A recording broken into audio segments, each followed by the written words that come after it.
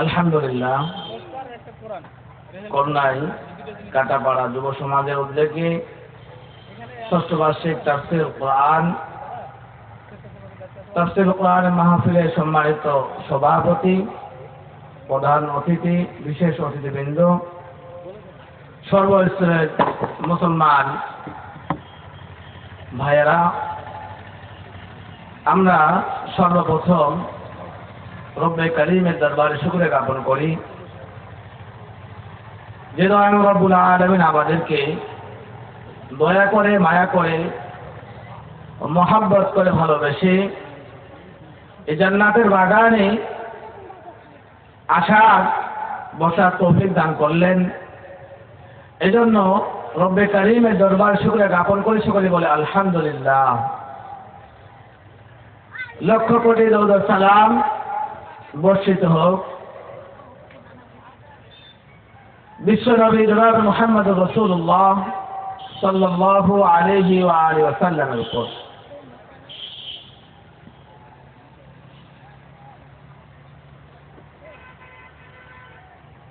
এই কোরআনের মাজলিস অত্যন্ত দামি একটি মাজলিস। আল্লাহ রাব্বুল আলামিন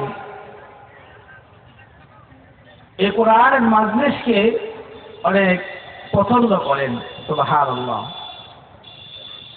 কারণ আল্লাহ রাব্বুল আলামিন জানেন যে আমার বান্দাগুলো যখন কোরআনের মজমার মধ্যে একত্রিত হবে তো আমি রব্বে কারীমের শুকরিয়া তারা আদায় করবে। এই জন্য আল্লাহ রাব্বুল আলামিন এই কোরআনের মাজলিসগুলোকে আল্লাহ তাআলা বেশি পছন্দ করে থাকেন, সুবহানাল্লাহ।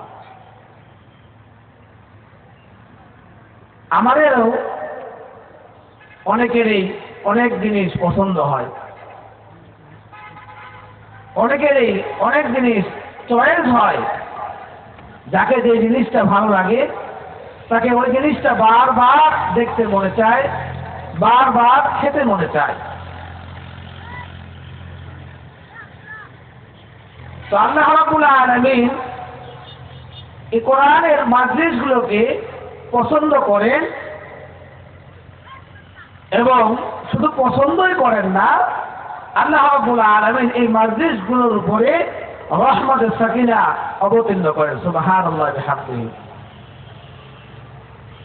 এজন্য সম্মানিত হাজিরিন, আমরা যারা উপস্থিত হতে পেরেছি, আমরা বলিষ্ঠ কণ্ঠে আবার রব্বে কারীমের দরবারে শুকরিয়া জ্ঞাপন করি যে জনাব রব্বুল আলামিন আমাদেরকে ভালোবেসে এই ধরনের মজমার মধ্যে, মাহফিলের মধ্যে আসার এবং বসার তৌফিক দান করলেন। এই জন্য আমরা আরেকবার শুকরিয়া আদায় করি, আলহামদুলিল্লাহ। সকলেই দ্বীনি মাজলিসের মধ্যে আসতে পারে না, চাইলেও কোনো ব্যক্তি ভালো কাজ করতে পারে না যতক্ষণ না আল্লাহ রাব্বুল আলামিনের অনুগ্রহ সেই বান্দার উপরে থাকে। আল্লাহ রাব্বুল আলামিন যখন কোনো বান্দাকে ভালোবাসেন, মহব্বত করেন, আল্লাহ রাব্বুল আলামিন সেই বান্দাকে নেক কাজ করার তৌফিক দান করেন, সুবহানাল্লাহ ওয়া বিহামদিহি। তো এই জন্য আমরা যারা আসতে পেরেছি আর যারা এখনো আমরা আসি নাই, আমরা রহমতের সারিয়ার নিচে আমরা চলে আসি। কারণ যেখানে কোরআনের আলোচনা হয় সেই জায়গাগুলোর মধ্যে আল্লাহ রাব্বুল আলামিনের অসংখ্য অগণিত ফেরেশতা, রহমতের ফেরেশতারা সেই জায়গাটাকে ঘিরে রাখে, সুবহানাল্লাহ ওয়া বিহামদিহি।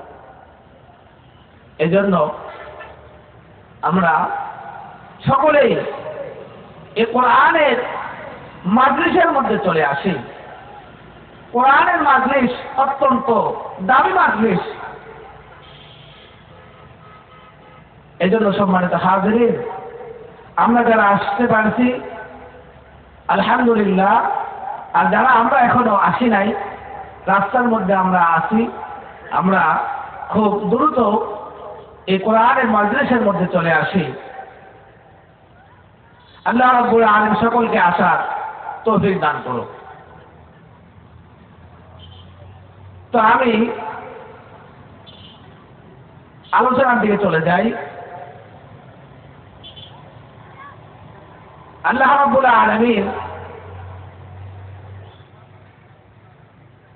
আমাদেরকে 12টি মাস দান করেছেন। কয়টি মাস? 12টি মাস।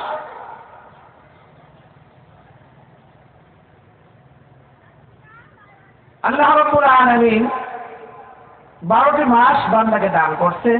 প্রত্যেক মাসেই আল্লাহ রাব্বুল আলামিনের কাছে দামি, কিন্তু তুলনামূলকভাবে কিছু কিছু মাস আল্লাহ রাব্বুল আলামিনের কাছে অত্যন্ত দামি। যেমন রমাদান মাস আল্লাহ রাব্বুল আলামিনের কাছে অন্যান্য মাসের তুলনায় অনেক দামি। সুবহানাল্লাহ বিহামদি। জিলহজ মাস, এটা আল্লাহ রাব্বুল আলামিনের কাছে দামি একটি মাস। মুহররম মাস, এটাও দামি একটি মাস। তো প্রত্যেক মাসেই আল্লাহ রাব্বুল আলামিনের কাছে অনেক দামি। বান্দা প্রত্যেক মাসেই, প্রত্যেক দিনেই, প্রত্যেক সেকেন্ডে সেকেন্ডে, মিনিটে মিনিটে আল্লাহর গোলামি করবে। তো আমাদের মাঝে রজব মাস উপনীত হয়ে গেছে। আমরা রজব মাসে আছি। তো আল্লাহ রাব্বুল আলামিন এই রজব মাসে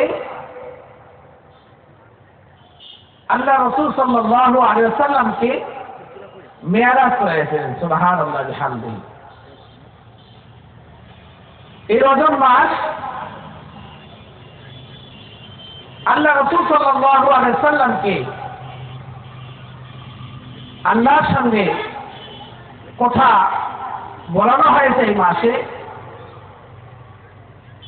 কিন্তু মেরাজ হয়েছে এই মাসে, এটা সত্য। তারিখ নিয়ে মতভেদ আছে। রজব মাসে কয় তারিখে মেরাজ হয়েছে এই তারিখ নিয়ে কি আছে? মতভেদ আছে। কিন্তু মেরাজ হয়েছে একথা সত্য।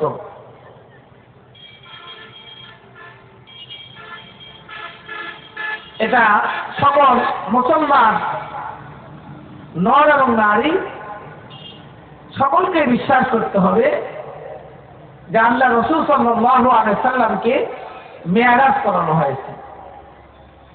এটা হলো ঈমানের পর্যায়ে, ঈমানের বিষয়। যদি কোনো ব্যক্তি মেরাজকে বিশ্বাস না করে তাহলে তার ঈমান থাকবে না, ঈমান চলে যাবে। মেরাজ এমন একটা বিষয়, আমরা যতগুলো জিনিস ঈমানের পর্যায়ে দেখি সবগুলোই হলো না দেখে বিশ্বাস করা। কি দেখে বিশ্বাস করা? না দেখে বিশ্বাস করা।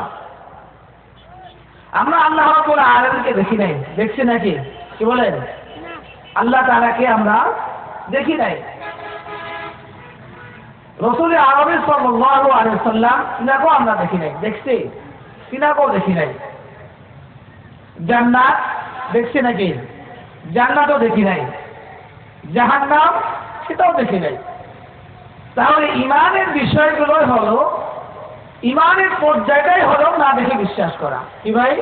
না দেখে বিশ্বাস করা, এটা হলো ঈমানের বৈশিষ্ট্য। আপনাকে না দেখে বিশ্বাস করতে হবে। আল্লাহকে দেখা যায় না বলে কি আপনি বলবেন যে না আল্লাহ বলতে কোনো কিছু নাই? এটা কি কোনো মুসলমান বলতে পারে? কি বলেন? বললে তার ঈমান থাকবে? ঈমান থাকবে না। তাহলে যদিও আমরা আল্লাহকে দেখি নাই, কিন্তু আমরা এই আল্লাহ সমস্ত কিছু সৃষ্টি দেখে আমরা বুঝতে পারি যে আল্লাহ একজন আছেন। কি বলেন? আল্লাহ একজন আছেন।